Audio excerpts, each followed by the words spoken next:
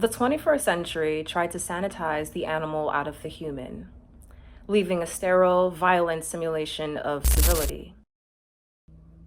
What happened after the 20th century? The 20th century was a total explosion of human revolution. It was 100-year monsoon of straight, unfiltered debauchery, genius, and collective awakening. The Industrial Revolution kicked off the century. The machine was born. But instead of letting the machine master us, we used it to accelerate our own liberation. The automobile and the locomotive were created, giving the human body a terrifying new level of mobility and physical autonomy. We had 3 different waves of feminism.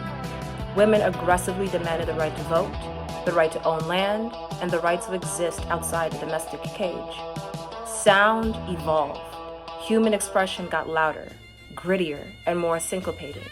From the Harlem Renaissance of the 1920s, which birthed a brilliant expression of Black thought, theory, and sexuality, to Woodstock and the hippie revolution of the 60s, we watched sound mutate from jazz to blues, to rock and roll, to disco, and finally to rap, all birthed in the exact same century. Every single one of those genres was an intentional, rhythmic celebration of the animal brain breaking through the chains of social politeness. The moving picture was created. For the first time in history, humans were able to capture their own light, tell their own stories, and project their wildest dreams and deepest taboos out into the world. Civil rights had a massive explosion around the globe. It wasn't just about dismantling systemic racism in America. It was a total breakdown of global colonialism. Third world nations from Nigeria to the Caribbean fought for and gained our literal independence. Alongside political liberation came sexual liberation. We got birth control, the vibrator, and the birth of Playboy. We brought desire out from behind closed, shameful doors and into the daylight. The 20th century was a new iteration of humanity. It was as if humans finally, aggressively, fought back against the oppressive, puritanical systems that had restricted them for centuries. It was loud, it was smoky, it was greasy, it was rock and roll. But most importantly, it was alive. But beneath all that noise, we were hitting on a deeper, ancient power source. In 1978, the visionary Black queer essayist Audre Lorde published a text that provided the ultimate blueprint for this entire movement.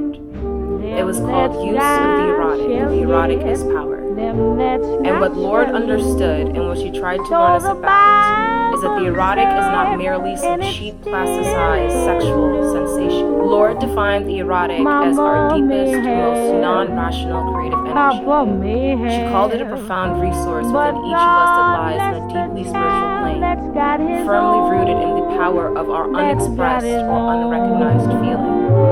To tap into the erotic is to possess an internal requirement for excellence.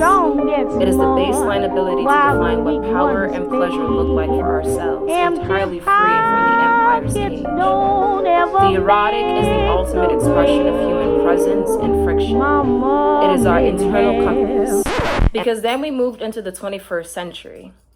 We are almost 30 years into this new century, and it feels as though we have violently regressed. What happened? It seems as though the powers that be scratched the record. Especially now with the current Trump administration, it is blindingly obvious that the powers that be are trying to roll back the clock and force us back into old, subservient boxes. But they aren't just doing it through policy. They're doing it through technology.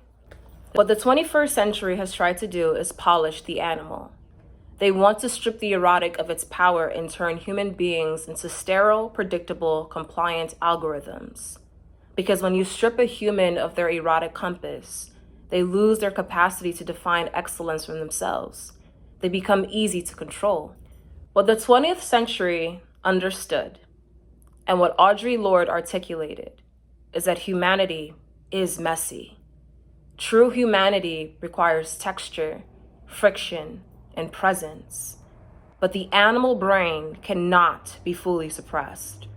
Because we are forced to perform this false artificial civility in public and online, Our unintegrated animal instincts are short-circuiting, mutating into a hyperfixation on pornographic transactions, entitlement, and quiet public violence.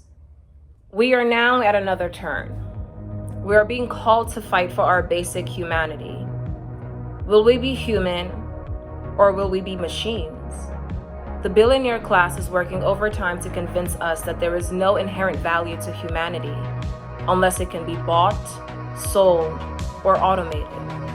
They're trying to convince us that a polished image is what makes us human. But a polished image is a cage. To understand how we got here and how they have spent centuries trying to zone out, pave over, and sanitize our natural sovereignty, we have to look at the very blueprint of the system. We have to look at the birthplace of American liberty itself. In the next episode, we are going back to the beginning. We are going to the 18th century Philadelphia, down to the lawless banks of the Delaware River, where pirates, outlaws, and the original red light district prove that the human body has always been an unsanitizable shore, baby. Welcome to the Summer Erotic Series. Hit the link in my bio to support the independent print run of the Summer Zine and unlock the full visual essay archive on my Patreon. Much love, and I hope you enjoy the series.